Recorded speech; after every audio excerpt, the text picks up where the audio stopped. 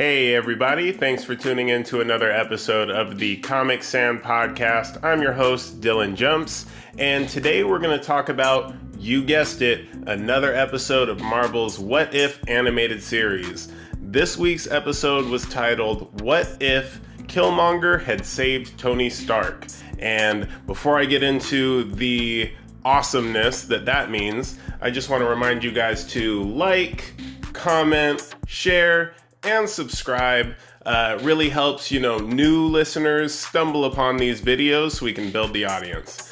So now, getting into the significance of the title of the episode. Killmonger, if you don't remember, that is Michael B. Jordan's character from the Black Panther movie. He was the antagonist, pretty much. And, most of you guys are going to know Tony Stark. That's Iron Man, played by Robert Downey Jr. Now, what's interesting about this scenario to me, and I actually saw this scenario in the trailer for the What If series, and it's been the one I'm most excited to see because it really showed how deep they were going to go with alternate realities. Because in the movies, Tony Stark and Killmonger never met each other. They never exchanged words. They weren't on each other's radars. But they actually incorporate Killmonger into the story of Tony Stark in a way that makes perfect sense. And you'll understand after I kind of give you the background on these two characters. I'll start with Tony Stark. A lot of you guys are probably familiar with the first Iron Man movie. It starts with Tony Stark on a military convoy. He's showing off some new weapons he's trying to sell to the military. On that convoy, he is attacked by a terrorist group, actually named the Ten Rings, which, if you've seen Shang-Chi, you know that ties into that movie a little bit. If you haven't seen Shang-Chi, what are you doing? So Tony Stark's convoy is attacked by the Ten Rings. He runs out of his Humvee after all the soldiers he was with pretty much just are down for the count. And he hides behind a rock shortly before a missile lands in the ground, and he sees that it says Stark Industries on it. So his own weapons were being used by the enemy. That missile blowing up leaves him with shrapnel in his chest. He's captured by the Ten Rings. They're forcing him to make more weapons for them. But what they don't know is he's actually creating the first Iron Man armor. That's about all you need to know as far as what was going on with Tony Stark. Now, Killmonger, he is T'Challa, which is the Black Panther. He's T'Challa's estranged cousin.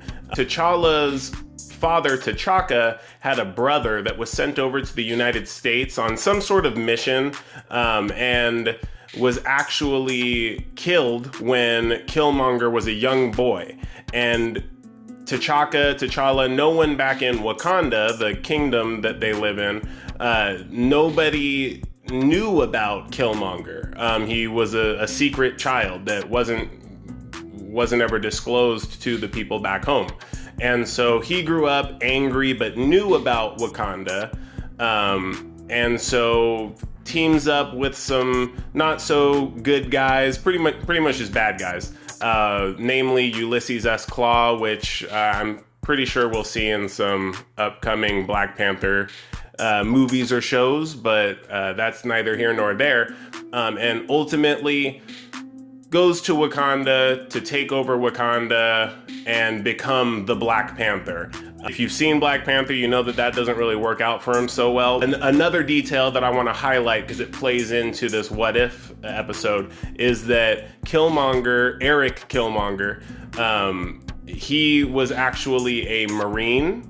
And the way that plays into this What If scenario is that when Tony Stark's convoy gets attacked, because that's where the What If episode starts, when his convoy gets attacked, right before the missile blows up, like I had mentioned earlier, Killmonger comes in, saves the day, picks up the missile, throws it into the air, and it explodes, saving Tony Stark. Now, what does that mean? if the shrapnel never gets stuck in Tony Stark and he never has to, and he never gets captured by the 10 rings, does he become Iron Man?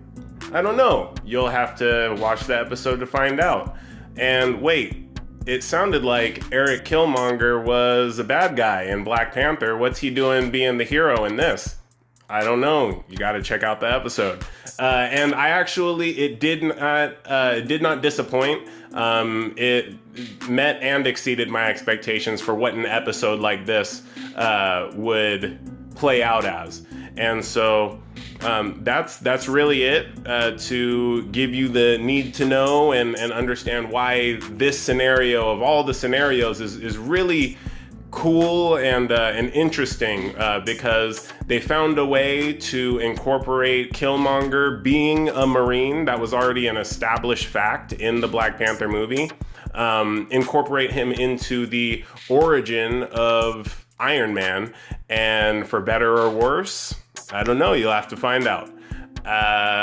Again, like, comment, share, subscribe, all that jazz, and yeah, share this. Maybe your friends will like it. All right, till next time.